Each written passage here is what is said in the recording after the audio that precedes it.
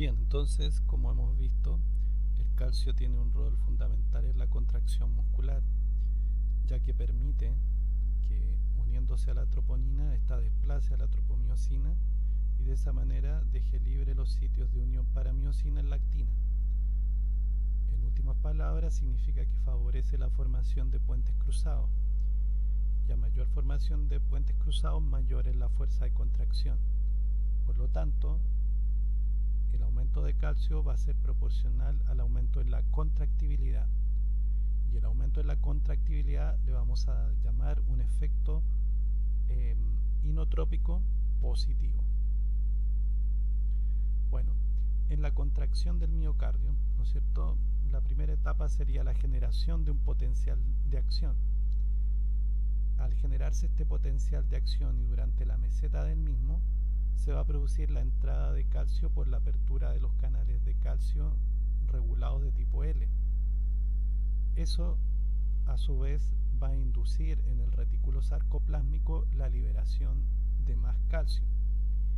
Luego este calcio se va a unir a la subunidad C de la troponina, como ya hemos señalado, lo que va a favorecer la formación del ciclo de puentes cruzados y con eso produciendo la contracción muscular.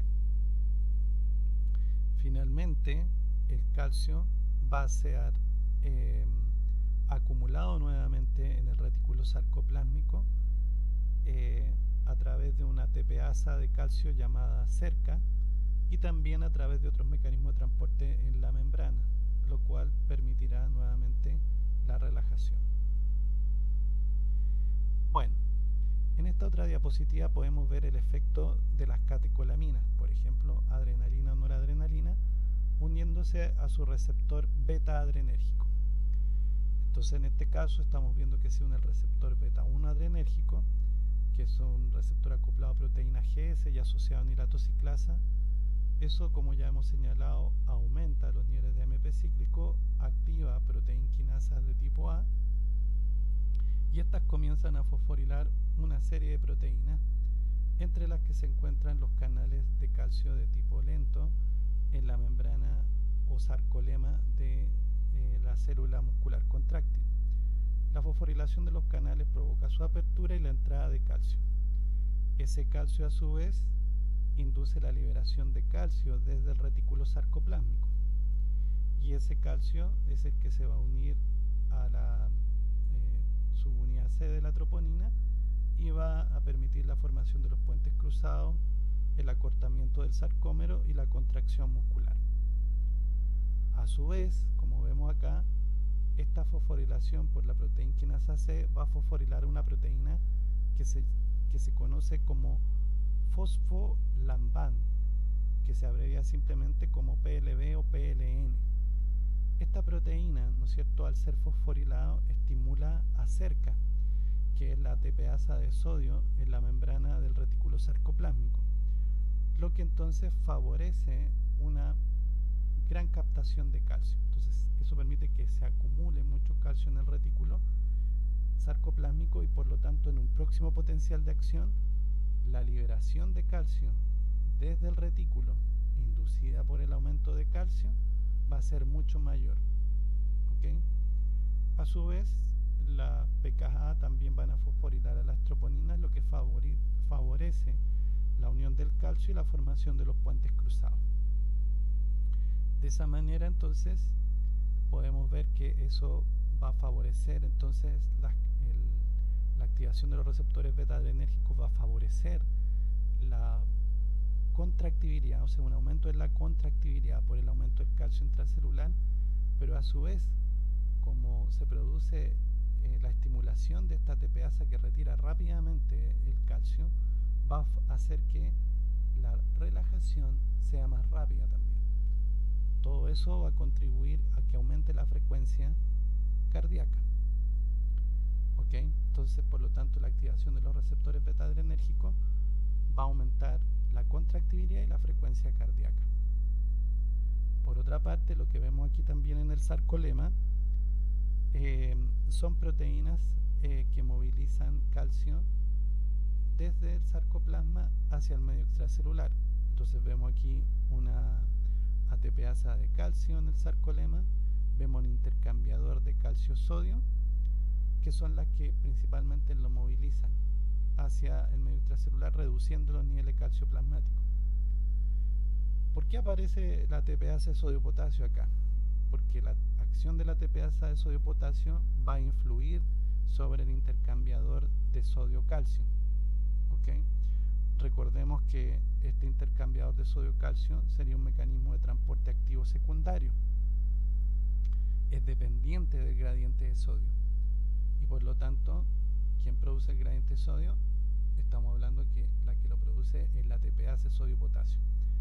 Por ende, de algún modo, el funcionamiento de la ATPasa de sodio-potasio va a influir, ¿no es cierto?, sobre el funcionamiento de este transportador, que es el intercambiador de sodio-calcio. ¿Okay? Ya vamos a ver un ejemplo al respecto. Entonces, por lo tanto, refiriéndonos a algunos aspectos de este dibujo, entonces recordemos que aquí esta proteína abreviada como PLB o PLN, cuando es fosforilado estimula cerca, es decir, estimula la ATPasa de calcio en la membrana del retículo. Esa es cerca 2, así se conoce. ¿Ok? Bien. Bueno, ¿qué es lo que vemos acá? Hay algunas moléculas que se conocen con el nombre de glicósidos cardíacos.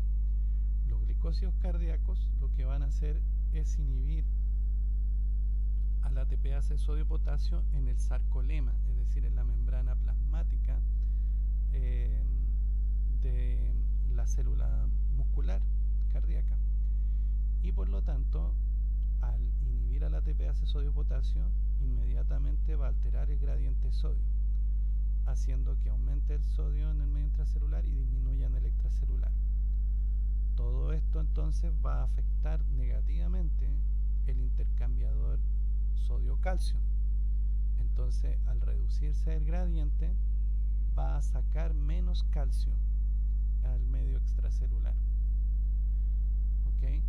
Y eso va a traer como consecuencia entonces que aumente el calcio intracelular, produciendo un efecto inotrópico positivo, es decir, aumentando la contractibilidad.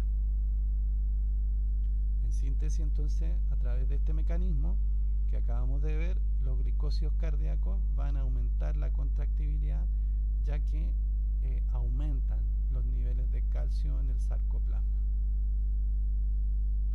Bueno, una situación aplicada a esto para entenderlo mejor es el efecto de este fármaco, que es el diltazem, que es antagonista de los canales de calcio.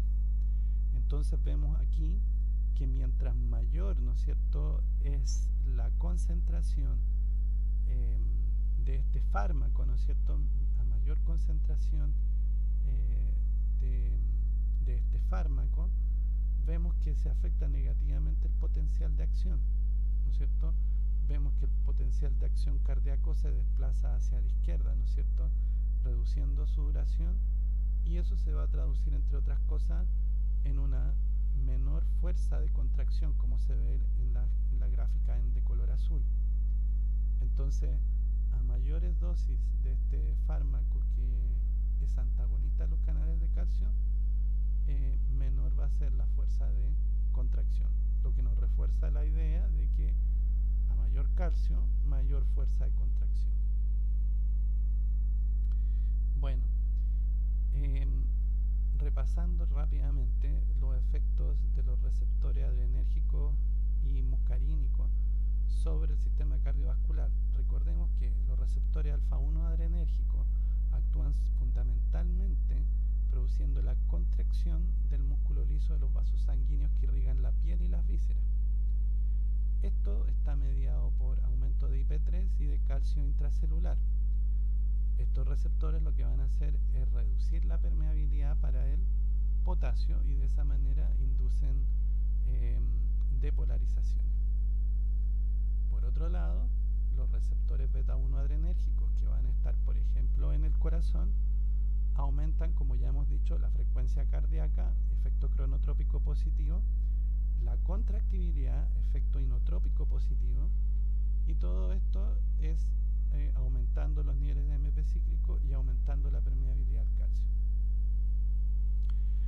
parte, los receptores beta 2 adrenérgicos, que también están en el músculo liso de ciertos vasos sanguíneos, concretamente los que irrigan al músculo esquelético, van a producir la relajación y por lo tanto vasodilatación.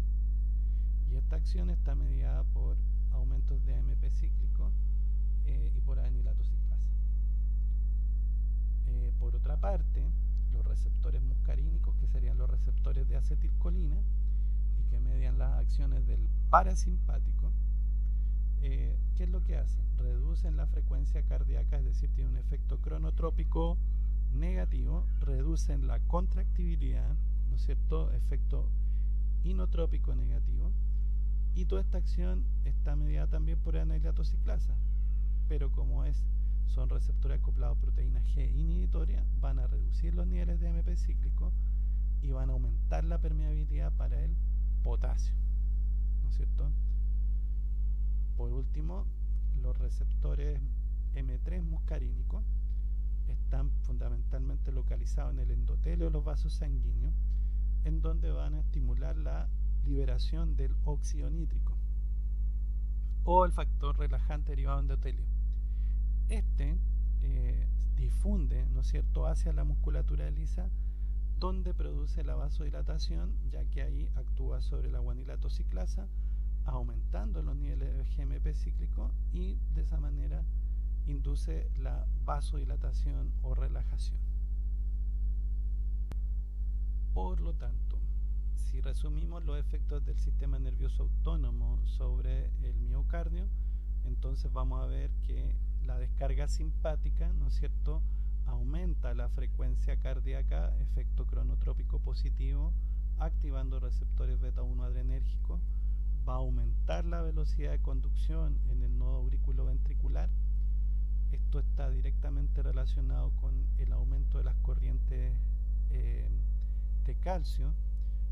También está mediado por receptores beta 1 adrenérgicos y tiende también, está relacionado con el aumento de la frecuencia cardíaca. Entonces, eso va a hacer que también se reduzcan un poco los tiempos de llenado del ventrículo, llenado de sangre del ventrículo.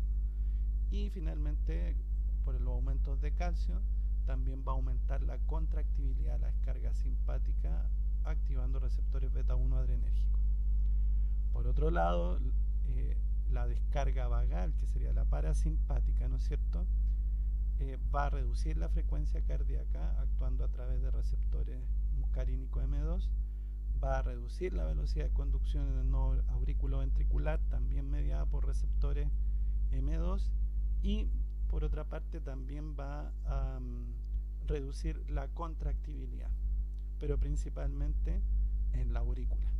Bien, esos serían los efectos entonces del sistema nervioso autónomo a nivel de miocardio con los respectivos receptores y su acción.